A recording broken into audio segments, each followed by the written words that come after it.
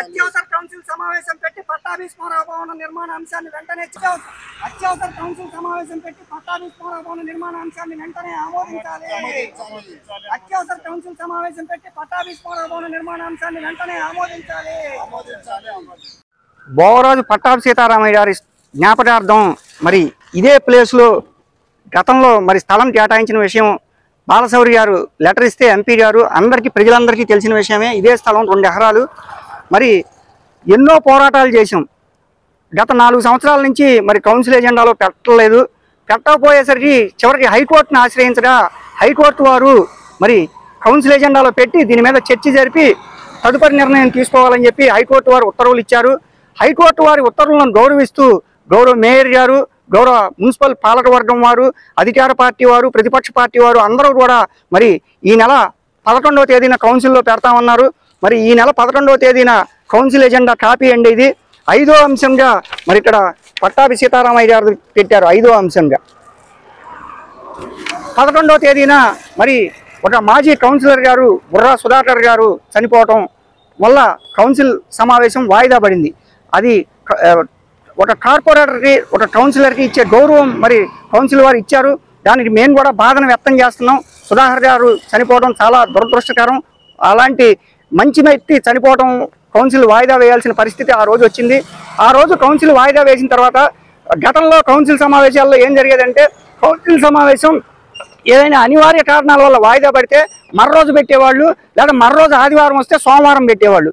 కనీసం ప్రజలకి మేము మళ్ళీ ఈ కౌన్సిల్ ఎజెండాలోని అంశాలు పలానా రోజు మేము పెడతాం, కౌన్సిల్ సమావేశం చర్చిస్తామని చెప్పకుండా మరి కౌన్సిల్ వాయిదా వేయడం ప్రజల మనోభావాలను మరి అధికార పాలక వర్గం వారు వైసీపీ వారు మరి ప్రజల మనోభావాలను గుర్తించకపోవడమే. ఇప్పటికైనా ఈ సమస్య ఎంతో కాలం నుంచి మరి కుల మతాలకు అతీతంగా ప్రజలందరూ ఎదురు చూస్తున్న సమస్య ఇది. ఈ సమస్య మరి ఎప్పుడు తీరుస్తారని చెప్పి మేము వైసీపీ పాలక వర్గాన్ని మరి మేము అడుగుతున్నాం. ఇప్పటికైనా మీరు మంచి మనసుతో కౌన్సిల్లో పెట్టారు, హైకోర్టు ఉత్తర్వులను గౌరవించి మీరు వెంటనే మరి కౌన్సిల్ అత్యవసర సమావేశం పెట్టే హక్కు మీకు ఉంది. ఎక్కువ మంది కార్పొరేటర్లు మీరు ఉన్నారు కాబట్టి వెంటనే మీరు కౌన్సిల్ అత్యవసర సమావేశం పెట్టి ఈ అంశాన్ని ఆమోదించి ప్రజలందరూ హర్షం వ్యక్తం చేసేలా చేయాలి. కాబట్టి మేము వెంటనే కౌన్సిల్ సమావేశంలో దీన్ని చర్చ పెట్టి భోగరాజు పట్టాభి సీతారామయ్య గారి జ్ఞాపకార్థం నిర్మించే కన్వెన్షన్ హాల్, మ్యూజియం, లైబ్రరీకి స్థలం కేటాయిస్తే మరి అన్ని పార్టీల వారు కూడా మరి ఏకాభిప్రాయానికి వచ్చి ఇది కట్టాలి అని చెప్పి చెబుతున్నారు. మరి మీరు ఒక్కళ్ళు ఎందుకు తాత్సారం చేస్తున్నారో మాకు అర్థం కావట్లేదు.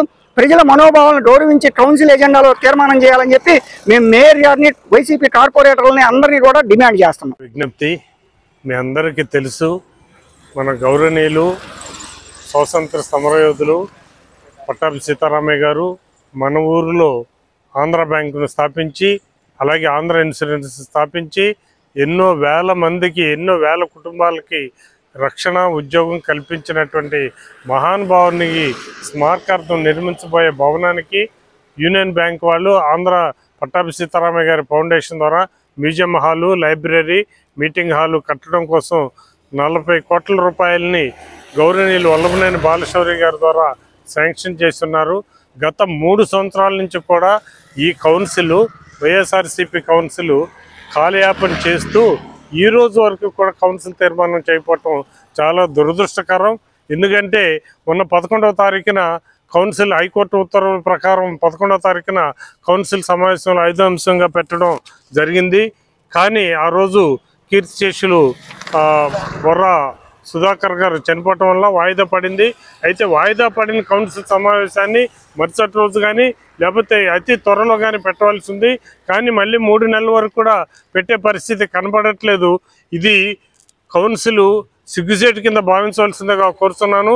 మేయర్ గారు, ప్రతి ఒక్క కార్పొరేటర్ గారు కూడా దీన్ని బాధ్యతగా తీసుకుని మన మచిలీపట్నం యొక్క గౌరవాన్ని ఇనుమడింపు చేయాలి అని కోరుతున్నాను. అలాగే పట్టాభి సీతారామయ్య గారికి ఘనమైన నివాళులు ఒకటి అర్పించాలి. మనం భోగరాజు పట్టాభి సీతారామయ్య గారి స్మారక భవనాన్ని గురించి ఎప్పటి నుంచో దానికోసం పోరాటాలు చేసిన ఫణి గారు, మరి వారితో ఉన్నటువంటి వారందరూ కూడా చేసి మరి ఈ రోజున బాలశౌరి గారికి గ్రాంటు ఎంపీ గారి నిధులతో 40 కోట్లు శాంక్షన్ అయినప్పుడు కూడా ఈరోజు కూడా మున్సిపల్ మేయర్ గారు కానీ, వారితోటి కార్యవర్గం కానీ దాన్ని సహకరించకపోవడం చాలా బాధాకరం.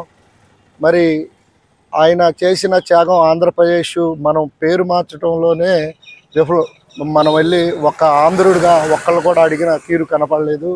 మరి ఇలాంటి భవనాలు శాశ్వతంగా నిర్మించాలని మన అందరం కూడా పార్టీలకు అతీతంగా ఇలాంటి భవనాలను నిర్మించడానికి సహకరించాలని కోరుకుంటున్నాం.